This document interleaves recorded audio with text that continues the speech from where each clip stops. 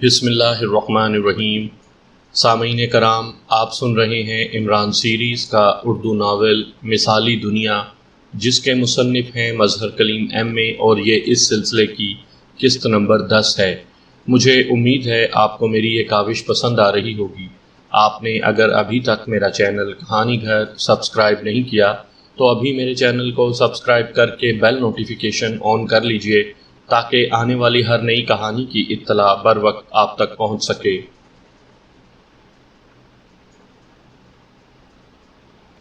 کیا تم بھی ماہر روحانیات ہو؟ یقیناً تم ہو، ورنہ ایسے حالات کبھی پیدا نہ ہوتے۔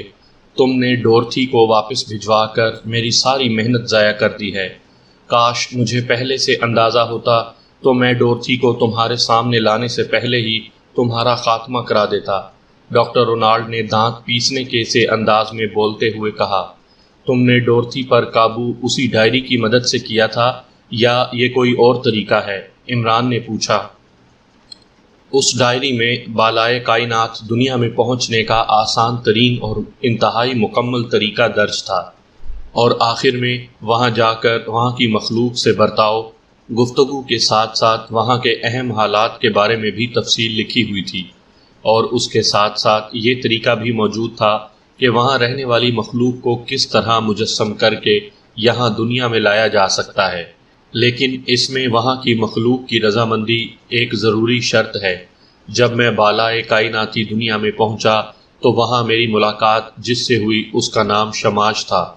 ڈورتھی اس کی بیٹی تھی۔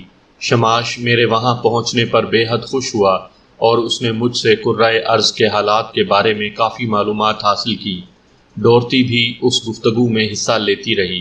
پھر شماش کو شاید وہاں کوئی ضروری کام پڑ گیا تھا، یا کیا وجہ ہوئی، وہ اٹھ کر چلا گیا اور مجھے ڈورتھی کے حوالے کر گیا۔ ڈورتھی اپنے باپ سے بھی زیادہ کرۂ ارض کے بارے میں معلومات حاصل کرنے کی شائق نکلی۔ میں نے اسے ایسی ایسی باتیں بتائیں کہ وہ کرۂ ارض کو دیکھنے اور اس کی سیر کرنے کی خواہش کا اظہار کرنے پر مجبور ہو گئی۔ تب میں نے اسے وہ طریقہ بتایا جو ڈائری میں درج تھا۔ اس نے حامی بھر لی۔ میں نے اسے بتایا تھا کہ کرۂ ارض کی سیر کے لیے کرۂ ارض کے وقت کے مطابق 5 سال لگتے ہیں، اس لیے اسے میرے ساتھ 5 سال کا عہد کرنا ہوگا۔ اس پر وہ رضامند ہو گئی۔ اس کے بعد اس طریقے پر عمل کر کے ڈورتھی بھی یہاں میرے پاس پہنچ گئی۔ یہاں آ کر اسے جب معلوم ہوا کہ وہ اب 5 سال کے لیے میری غلام بن چکی ہے تو وہ بے حد پریشان ہوئی، لیکن ظاہر ہے وہ اب 5 سال سے پہلے کسی صورت بھی واپس نہ جا سکتی تھی۔ پھر تم آ گئے اور سب کیا کرایا ختم ہو گیا، اور وہ واپس چلی گئی۔ ڈاکٹر رونالڈ نے رو دینے والے لہجے میں تفصیل بتاتے ہوئے کہا۔ تو تم وہاں کی سیدھی سادھی مخلوق کو فریب دینے سے بھی باز نہ آئے۔ لیکن ایک بات بتا دوں کہ تم نے ڈورتھی سے یقیناً کوئی ایسی بات کی ہوگی جو اسے ناپسند آئی ہوگی، اس لیے جیسے ہی اسے موقع ملا وہ واپس چلی گئی، ورنہ وہ جب اتنا بڑا رسک اٹھا کر اس کرۂ ارض پر آئی تھی تو یقیناً یہاں کی سیر کر کے ہی واپس جاتی۔ عمران نے مسکراتے ہوئے کہا۔ ایسی تو کوئی بات نہیں ہوئی۔ میں نے البتہ تمہارے متعلق اس سے پوچھا تھا۔ اس نے ساری تفصیل بتا دی۔ میں نے اسے کہا کہ وہ تمہیں مار دے، لیکن اس نے بتایا کہ وہ کسی کو مار تو نہیں سکتی، البتہ بے حس کر سکتی ہے۔ پھر میں نے اسے دولت حاصل کرنے کے لیے طریقہ پوچھا تو اس نے کہا کہ میں سوال کروں تو وہ جواب دے سکتی ہے، از خود کچھ نہیں بتا سکتی۔ چنانچہ میں نے اس سے کسی ایسے آدمی کے بارے میں پوچھا جس کے پاس نقد دولت ہو۔ اس نے یہاں کے ایک لارڈ کے متعلق بتایا جس نے اپنی رہائش گاہ میں سونے اور جواہرات سے بھرے ہوئے صندوق رکھے ہوئے ہیں۔ اس کے بعد میں نے اسے اس کرۂ ارض کے راز معلوم کرنے کی کوشش کی تو اس نے بتایا کہ ایسے راز شاشائی جانتے ہیں۔ بس اتنی باتیں ہوئی تھیں۔ اس میں ناراضگی والی بات کون سی تھی؟ ڈاکٹر رونالڈ نے منہ بناتے ہوئے کہا۔ اس کا مطلب ہے کہ تم بھی نام کے ہی روحانی ڈاکٹر ہو۔ روحانیت کے متعلق بھی تمہیں صرف ابجد آتی ہے، اس کی گہرائیوں سے واقف نہیں ہو۔ بھلے آدمی روحانیت میں مادیت شامل نہیں ہو سکتی، اور جہاں کسی ماہر روحانیات نے اس میں مادیت شامل کرنے کی کوشش کی وہ روحانیت کھو بیٹھتا ہے۔ ڈورتھی جس دنیا سے تعلق رکھتی ہے وہاں مادیت کا وجود ہی نہیں ہے، اس لیے جیسے ہی تم نے کسی کو ہلاک کرنے دولت حاصل کرنے اور کائناتی راز معلوم کرنے کی بات کی ڈورتھی کو تم سے نفرت ہو گئی، اس لیے جیسے ہی اسے موقع ملا وہ کرۂ ارض کی سیر کیے بغیر ہی واپس چلی گئی۔ اسے یقیناً اندازہ ہو گیا ہوگا کہ وہ غلط آدمی کے قابو آ گئی ہے۔ عمران نے اسپاٹ لہجے میں کہا، میں دوبارہ جاؤں گا اور اسے منا کر لے آؤں گا، اور اگر وہ نہ آئی تو میں کسی دوسرے کو لے آؤں گا۔ ڈاکٹر رونالڈ نے ایسے لہجے میں کہا جیسے وہ بالا کائناتی دنیا میں جانے کے بجائے ولنگٹن سے ناراک جانے کی بات کر رہا ہو۔ وہ طریقہ کیا ہے جو ڈائری میں درج تھا، اس کی تفصیل بتاؤ، عمران نے کہا، اور ڈاکٹر رونالڈ عمران کی بات سن کر بے اختیار چونک پڑا۔ طریقہ؟ کیسا طریقہ؟ ڈاکٹر رونالڈ نے تیز لہجے میں کہا، وہ طریقہ جس پر عمل کر کے تم بالائی کائناتی دنیا تک پہنچے تھے۔ عمران نے اسپاٹ لہجے میں جواب دیتے ہوئے کہا، وہ طریقہ تمہیں بتا دوں؟ کیا تم مجھے احمق سمجھتے ہو؟ تم چاہے میرے ٹکڑے کیوں نہ اڑا دو، میں وہ طریقہ کسی صورت میں نہ بتاؤں گا۔ ڈاکٹر رونالڈ نے یکلخت انتہائی با اعتماد لہجے میں کہا، چلو وہ ڈائری مجھے دے دو، طریقہ تم استعمال کرتے رہو۔ عمران نے کہا، وہ ڈائری میں نے جلا دی تھی تاکہ کسی اور کو پتہ نہ چل سکے۔ ڈاکٹر رونالڈ نے جواب دیتے ہوئے کہا، یہ تو تم نے جرم کیا ہے، پروفیسر یونوکوف کی سالوں کی محنت بھی ضائع کر دی ہے، اور پوری دنیا کے صاحب علم افراد کی بھی حق تلفی کی ہے تم نے۔ عمران کا لہجہ یکلخت سرد ہو گیا۔ میں اس راز میں کسی کو شامل نہیں کر سکتا، میں اس راز سے اس پوری دنیا پر اقتدار حاصل کر لوں گا، ڈاکٹر رونالڈ نے جواب دیا، بشرط یہ کہ تم زندہ رہے تو۔ عمران نے اسی طرح سرد لہجے میں کہا، زندہ؟ کیا مطلب؟ کیا تم مجھے مار ڈالو گے؟ مجھے، ڈاکٹر رونالڈ کو، ریڈ فاکس کے سپر چیف کو؟ تم یہ جرت کر سکتے ہو؟ ہرگز نہیں۔ ارے ہاں، اب تک اس فرانڈو نے کوئی کارروائی نہیں کی۔ وہ تمہارے ساتھی کہاں ہیں؟ ڈاکٹر رونالڈ نے اس طرح چونک کر کہا جیسے اسے اب ان باتوں کا احساس ہوا ہو، اور عمران ہنس پڑا۔ بیچارے پروفیسر یونوکوف کی روح قبر میں ماتم کر رہی ہوگی کہ جس راز کو حاصل کرنے کے لیے اس نے سالوں محنت کی ہے، وہ ہاتھ بھی لگا تو کس احمق اور لالچی آدمی کے۔ عمران نے کہا، اور پھر اس سے پہلے کہ ڈاکٹر رونالڈ کوئی اور جواب دیتا، ٹائیگر کمرے میں داخل ہوا۔ باس، میں نے مکمل تلاشی لے لی ہے، ڈائری کہیں بھی موجود نہیں ہے۔ ٹائیگر نے اندر داخل ہوتے ہی عمران سے مخاطب ہو کر کہا، میں نے بتایا تو ہے کہ ڈائری میں نے جلا دی ہے۔ ڈاکٹر رونالڈ نے چونک کر کہا، تم جوزف کو بلاؤ ذرا۔ عمران نے ٹائیگر سے مخاطب ہو کر کہا، اور ٹائیگر سر ہلاتا ہوا کمرے سے باہر نکل گیا۔ فرانڈو اور اس کے ساتھی، انہوں نے تمہارے ساتھیوں کے خلاف کچھ نہیں کیا؟ ڈاکٹر رونالڈ نے حیرت بھرے لہجے میں کہا، وہ سب بالائے کائناتی دنیا پہنچ چکے ہیں۔ عمران نے اسپاٹ لہجے میں جواب دیتے ہوئے کہا، کیا کہہ رہے ہو؟ وہ وہاں کیسے پہنچ سکتے ہیں؟ انہیں تو وہ طریقہ ہی معلوم نہیں ہے، ڈاکٹر رونالڈ نے چونک کر کہا، اور عمران اس کی سادہ لوہی پر حیران رہ گیا۔ ہمیں تو آتا ہے، بڑا آسان اور سادہ سا طریقہ، پروفیسر یونوکوف کے طریقے سے بھی زیادہ آسان، بس ٹریگر دبانا پڑتا ہے اور آدمی سیدھا بالا کائناتی دنیا میں پہنچ جاتا ہے۔ البتہ یہ فرق ہے کہ پروفیسر یونوکوف کے طریقے سے وہ جا کر واپس بھی آ سکتا ہے، اور اس طریقے میں صرف جانا ہی جانا ہے، واپسی نہیں ہے۔ عمران نے مسکراتے ہوئے کہا۔ اسی لمحے جوزف اندر داخل ہوا۔ یس باس، جوزف نے عمران سے مخاطب ہو کر کہا، ڈاکٹر رونالڈ روحانیت کے ماہر ہیں، میرا مطلب ہے ایکریمین روحانیت کے، اور تم افریقن روحانیت کے ماہر ہو، اور میرا خیال ہے کہ افریقن روحانیت ایکریمین روحانیت پر غالب آ سکتا ہے، اور ڈاکٹر رونالڈ سے میں نے وہ ڈائری حاصل کرنی ہے جس کے متعلق یہ اصرار کر رہے ہیں کہ انہوں نے اسے جلا دیا ہے۔ عمران نے سادہ سے لہجے میں کہا، ایک کے بجائے یہ 10 ڈائریاں دے گا باس، اسے معلوم ہی نہیں ہے کہ میں گریٹ وچ ڈاکٹر کا شاگرد ہوں۔ جوزف نے جواب دیا، اور پھر مڑ کر وہ صوفے پر بیٹھے ہوئے ڈاکٹر رونالڈ کی طرف اس طرح بڑھنے لگا جیسے شکاری جال میں پھنسے ہوئے شکار کی طرف بڑھتا ہے۔ میں کہہ رہا ہوں، میں نے ڈائری جلا دی ہے، ڈاکٹر رونالڈ نے تیز لہجے میں کہا۔ اس کی راکھ دکھاؤ، میں اس سے ڈائری بنا لوں گا، جوزف نے اس کے سامنے جا کر کھڑے ہوتے ہوئے کہا۔ راکھ میں نے واش بیسن میں بہا دی تھی، ڈاکٹر رونالڈ نے کہا۔ تو پھر تمہیں گٹر میں اتارنا پڑے گا تاکہ تم جا کر راکھ اکٹھی کر کے آؤ، جوزف نے کہا، اور پھر اس سے پہلے کہ ڈاکٹر رونالڈ کچھ سمجھتا، جوزف کا دایاں ہاتھ حرکت میں آیا اور کمرہ ڈاکٹر رونالڈ کی انتہائی کربناک چیخ سے گونج اٹھا۔ وہ صوفے پر گرا اور گر کر بری طرح تڑپنے لگا، پھر پلٹ کر نیچے قالین پر جا گرا اور بری طرح تڑپنے لگا۔ اس کے دونوں ہاتھ اس کی دائیں آنکھ پر جمے ہوئے تھے جس سے خون بہہ رہا تھا۔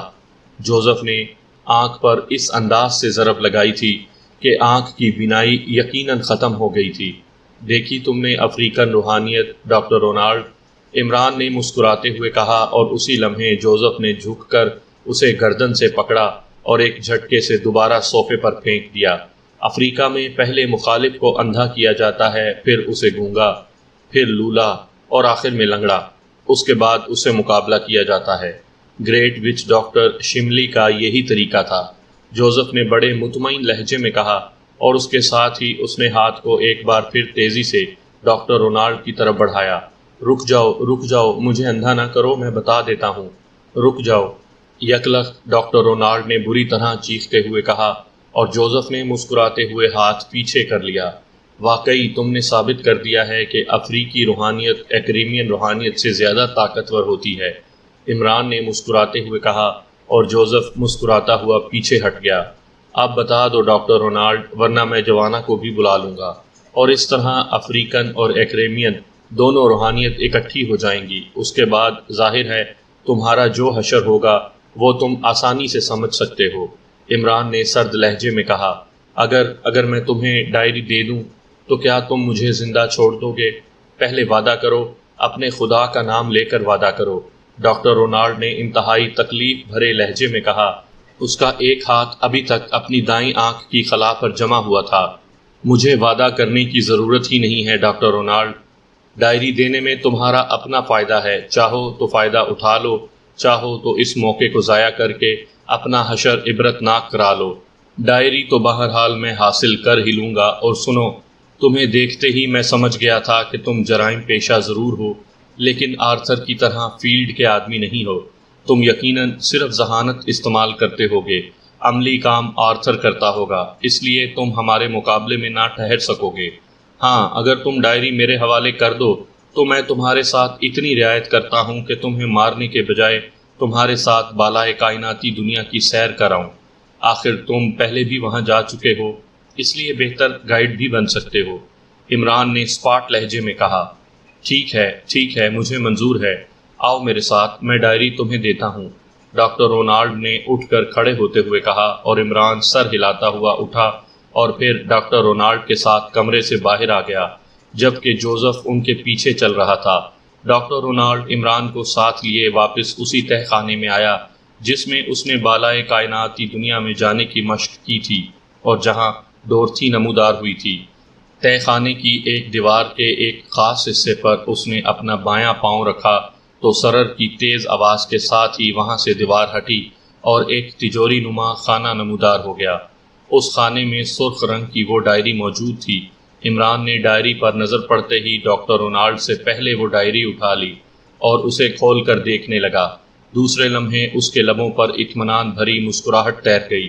ڈائری میں واقعی پروفیسر نورس کے ہاتھ کی تحریر موجود تھی اور اس میں پروفیسر یونوکوف کا حوالہ بھی موجود تھا۔ شکریہ ڈاکٹر رونالڈ، تم نے واقعی اس ڈائری کی حفاظت کر کے ایک قابل قدر فریضہ سر انجام دیا ہے، ورنہ وہ پیشہ ور قاتلہ مارگریٹ اسے ضائع بھی کر سکتی تھی۔ عمران نے ڈائری کو کوٹ کی جیب میں ڈالتے ہوئے کہا، تمہیں کیسے یقین تھا کہ ڈائری محفوظ ہے جبکہ میں نے کہا تھا کہ میں نے اسے جلا دیا ہے اور میں اسے جلا بھی سکتا تھا؟ ڈاکٹر رونالڈ نے حیرت بھرے لہجے میں پوچھا۔ اتنی نفسیات مجھے آتی ہے ڈاکٹر رونالڈ کہ میں اپنے مقابل کی نفسیات کو سمجھ سکوں۔ تم ماہر روحانیات ہو، عام ٹائپ کے مجرم نہیں ہو، اس لیے مجھے یقین تھا کہ تم نے ہر صورت میں اس ڈائری کو محفوظ رکھا ہوگا۔ تم اسے جلانے کا رسک لے ہی نہ سکتے تھے۔ ہاں، تمہاری جگہ کوئی عام مجرم ہوتا تو وہ ایسا کر سکتا تھا، کیونکہ اسے اس ڈائری کی صحیح اہمیت کا کبھی احساس ہی نہ ہو سکتا تھا، عمران نے مسکراتے ہوئے کہا اور واپس تہہ خانے کے دروازے کی طرف مڑ گیا، لیکن مڑتے ہوئے اس نے ڈاکٹر رونالڈ کے پیچھے کھڑے ہوئے جوزف کو سر کے جھٹکے سے ڈاکٹر رونالڈ کے خاتمے کا اشارہ بھی کر دیا۔ ظاہر ہے وہ اس جیسے لالچی اور ہوس پرست آدمی کو زندہ نہ چھوڑ سکتا تھا کہ وہ پھر بالائے کائناتی دنیا میں پہنچ کر وہاں کی مخلوق کو تنگ کر سکے۔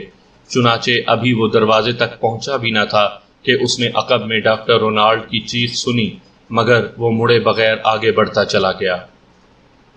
جولیا کے فلیٹ میں اس وقت سیکرٹ سروس کے تقریباً تمام ارکان موجود تھے۔ وہ سب چائے پینے اور باتیں کرنے میں مصروف تھے۔ چونکہ سیکرٹ سروس کے پاس کوئی کیس نہ تھا، اس لیے اپنی عادت کے مطابق وہ سب جولیا کے فلیٹ میں جمع ہوتے اور پھر یا تو وہاں بیٹھ کر ہی گپ شپ کرتے یا پھر باہر جانے کا پروگرام بنا کر اکٹھے ہی نکل کھڑے ہوتے تھے۔ جولیا بھی صفدر کے ساتھ والی کرسی پر بیٹھی ہوئی تھی، جبکہ تنویر اس کے سامنے بیٹھا ہوا تھا۔ آج کل X2 بھی ہمیں کال کرنا چھوڑ گیا ہے۔ مجھے تو یوں لگتا ہے جیسے X2 پاک ایشیا میں موجود ہی نہ ہو، اچانک جولیا نے بات کرتے ہوئے کہا، اور اس کی بات سن کر کمرے میں موجود تمام افراد بے اختیار چونک پڑے۔ وہ کہاں جا سکتا ہے؟ چونکہ کیس نہیں ہے اس لیے وہ بھی خاموش ہے، صفدر نے مسکراتے ہوئے کہا۔ عمران تو ملک سے باہر ہے، اتنا تو مجھے معلوم ہے۔ اگر X2 بھی ملک سے باہر ہے تو پھر یہ بات طے ہے کہ عمران ہی X2 ہے، اچانک نعمانی نے کہا۔ تو وہ سب چونک پڑے۔ اہم کانہ باتیں مت کرو نعمانی، چیف کو عمران کے ساتھ ملانے چلے ہو، کہاں یہ مسخرہ اور کہاں چیف؟ تنویر نے منہ بناتے ہوئے کہا۔ تمہیں کیسے معلوم ہوا کہ عمران ملک سے باہر ہے؟ ابھی 1 ہفتہ پہلے تو میری اس سے فون پر بات ہوئی تھی، جولیا نے ہونٹ چباتے ہوئے کہا۔ 2 روز پہلے میں نے عمران صاحب کے فلیٹ پر فون کیا تھا تو سلیمان نے مجھے بتایا کہ عمران ملک سے باہر گیا ہوا ہے، اور سلیمان کو جھوٹ بولنے کی کیا ضرورت ہے؟ نعمانی نے جواب دیا۔ وہ ویسے تفریح کے لیے کہیں نہیں جا سکتا، اگر گیا ہوگا تو یقیناً کسی کیس کے سلسلے میں گیا ہوگا، صفدر نے کہا۔ میں چیف سے بات کرتی ہوں، اگر کوئی کیس ہے تو کیا اب سیکرٹ سروس کو چیف نے اس قدر ناکارہ سمجھنا شروع کر دیا ہے کہ اسے بتایا بھی نہیں جاتا اور عمران کو اس کیس پر باہر بھیج دیا جاتا ہے؟ جولیا نے انتہائی غصیلے لہجے میں کہا، اور اس کے ساتھ ہی وہ کرسی سے اٹھی اور اس نے ایک سائیڈ پر پڑے ہوئے فون کا ریسیور اٹھایا اور تیزی سے نمبر ڈائل کرنا شروع کر دیے۔ نمبر ڈائل کر کے اس نے فون کے نچلے حصے میں لگے ہوئے لاؤڈر کا بٹن بھی آن کر دیا۔ X2 ریسیور اٹھائے جانے کے آواز کے بعد X2 کی مخصوص آواز کمرے میں گونج اٹھی۔ جولیا بول رہی ہوں باس، جولیا نے مؤدبانہ لہجے میں کہا۔ کیا بات ہے، کیوں فون کیا ہے؟ دوسری طرف سے X2 نے سرد لہجے میں پوچھا۔ باس، کیا عمران کسی کیس کے سلسلے میں ملک سے باہر گیا ہوا ہے؟ جولیا نے ہونٹ بھینچتے ہوئے پوچھا۔ ہاں، دوسری طرف سے X2 کی سرد آواز سنائی دی۔ باس، کیا اب سیکرٹ سروس اس قدر ناکارہ ہو چکی ہے کہ آپ کیس کے سلسلے میں اس سے کام لینا تو ایک طرف، اسے آگاہ کرنا بھی ضروری نہیں سمجھتے؟ جولیا نے تیز لہجے میں کہا۔ عمران جس کیس پر کام کر رہا ہے وہ سرکاری کیس نہیں ہے، اس کا ذاتی معاملہ ہے۔ X2 کا لہجہ اور زیادہ سرد ہو گیا، لیکن ذاتی معاملے کا لفظ سن کر جولیا بری طرح چونک پڑی۔ ذاتی معاملہ اور کیس، کیا مطلب باس؟ میں سمجھی نہیں۔ جولیا کے لہجے میں بے پناہ اضطراب تھا، اور صفدر اور دوسرے ساتھی بے اختیار مسکرا دیے، کیونکہ ذاتی معاملہ کے الفاظ سننے کے بعد جولیا کے اس اضطراب اور بے چینی کی وجہ وہ اچھی طرح جانتے تھے۔ کیس کا لفظ وسیع معنوں میں استعمال کیا جاتا ہے۔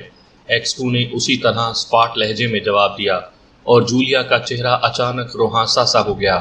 X2 کے جواب نے شاید اس کے ذہن میں پیدا ہونے والے خدشات کی تصدیق کر دی تھی۔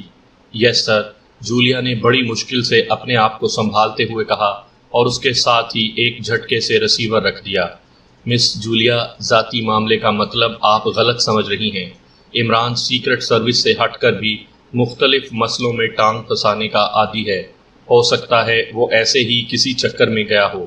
صفدر نے جولیا کو دلاسا دیتے ہوئے کہا، جب چیف ذاتی معاملہ کہہ رہا ہے تو یہ ذاتی معاملہ ہی ہوگا۔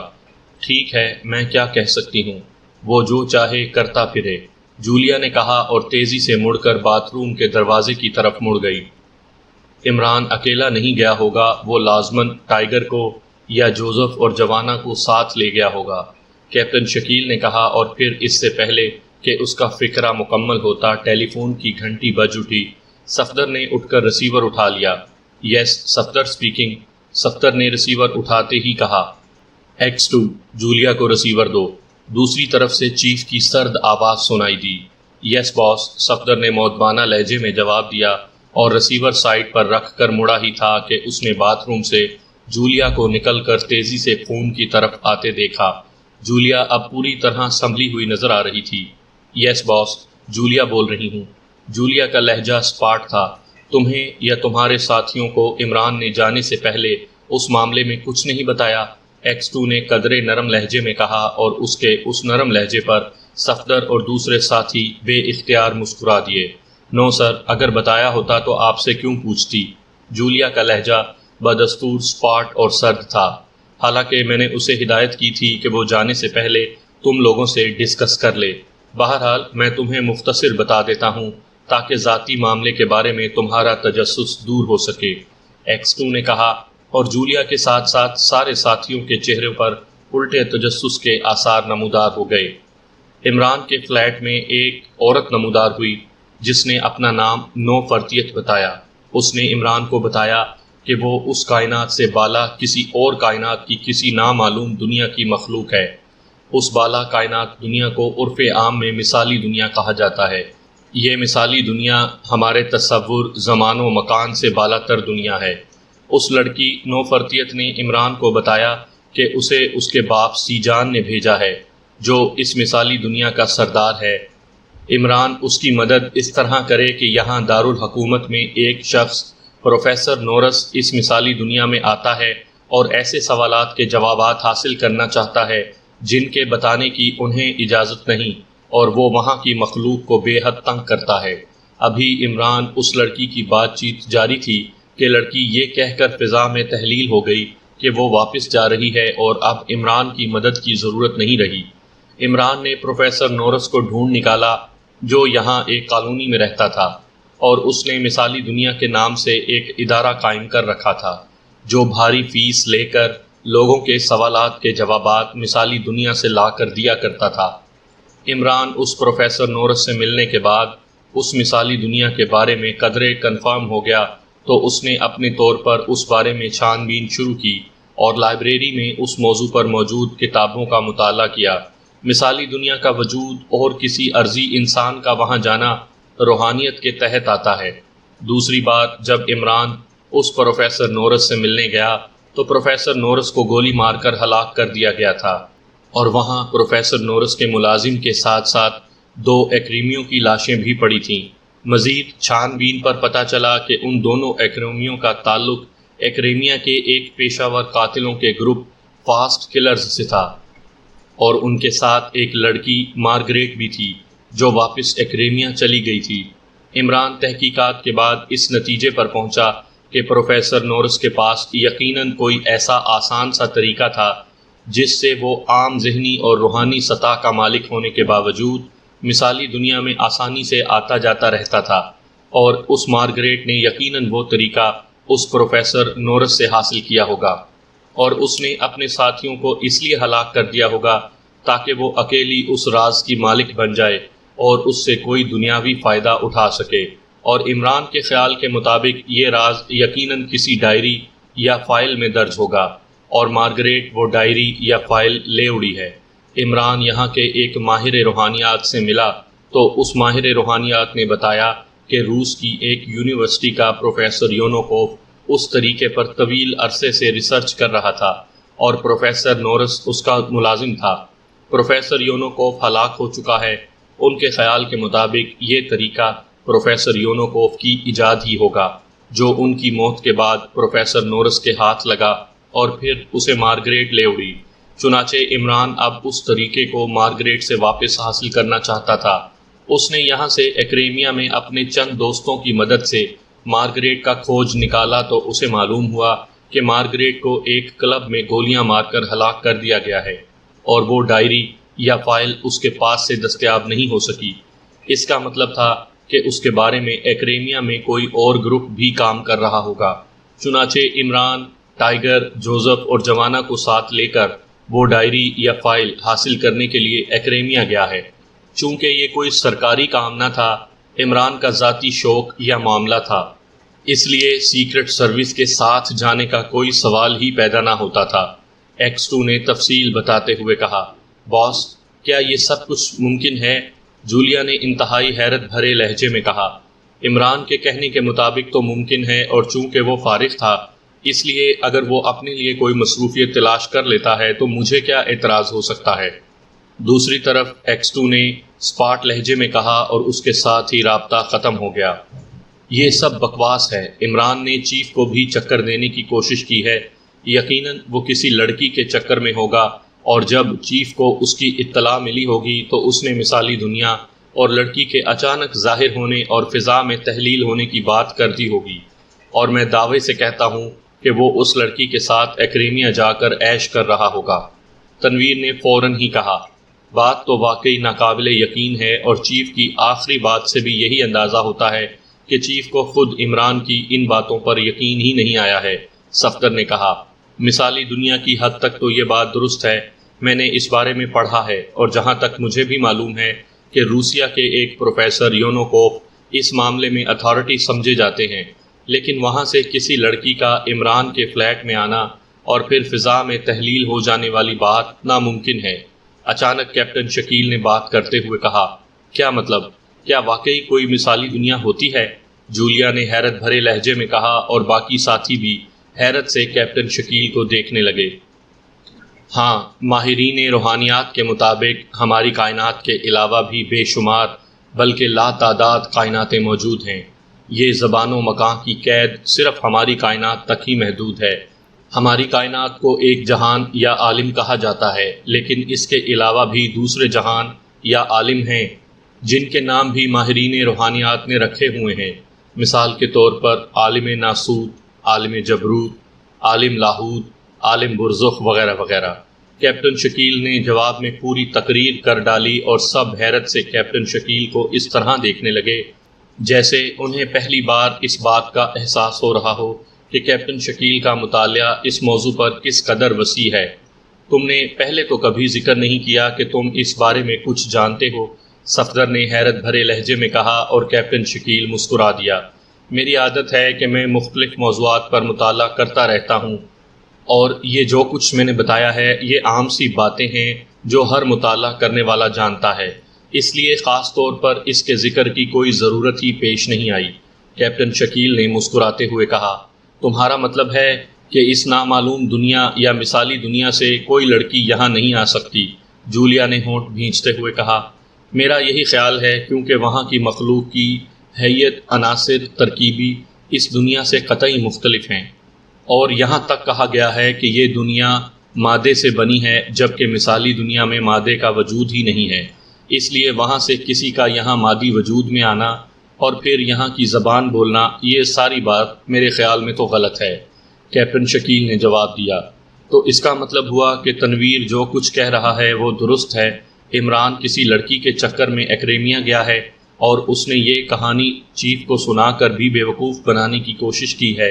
جولیا نے کاٹ کھانے والے لہجے میں کہا، جس طرح کیپٹن شکیل کا اس موضوع پر مطالعہ ہے، اس طرح یقیناً عمران کا بھی ہوگا، اس لیے اس نے مثالی دنیا کی کہانی گھڑی ہوگی۔ تنویر نے اپنی بات پر زور دیتے ہوئے کہا، ہمیں اس معاملے میں جذباتی نہیں ہونا چاہیے۔ عمران جس قدر ذہین آدمی ہے، اس کے لیے ضروری نہ تھا کہ وہ اس ٹائپ کی یقین نہ آنے والی کہانی بناتا۔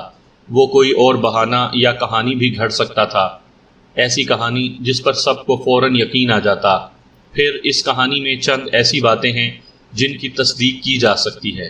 مثلاً سلیمان سے پوچھا جا سکتا ہے کہ کیا واقعی کوئی لڑکی اچانک نمودار ہوئی تھی اور غائب ہوئی تھی؟ وہ اس بارے میں ضرور جانتا ہوگا۔